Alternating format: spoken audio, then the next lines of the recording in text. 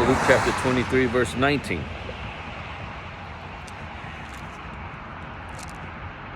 Because verse 18 is continuing, right? That they want Barabbas released, right? So continuing verse 19.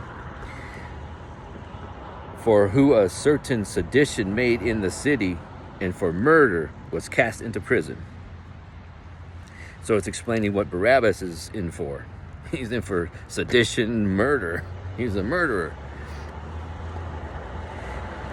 And then verse 20. Pilate, therefore, willing to release Jesus, spake again to them.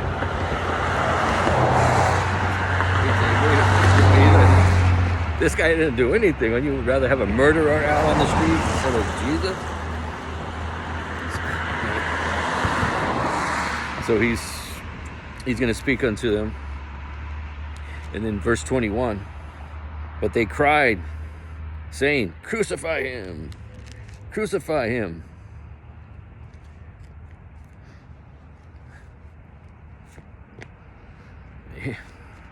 They didn't want to hear about anything other than putting Jesus to death. They didn't want to hear any other suggestions. In verse 22.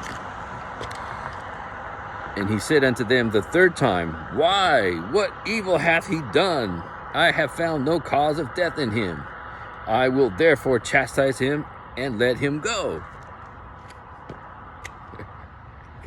If they're not getting it, like they don't care about the facts and true justice, you know. So he's saying, he's still not telling me what reason a good reason why you should kill him. So he wants to let him go again.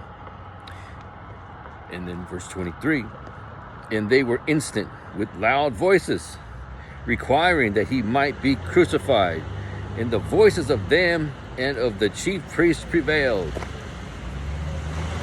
But they just got getting louder and louder and louder. No. Mr. Pilate, man, we want this guy dead. Crucify him.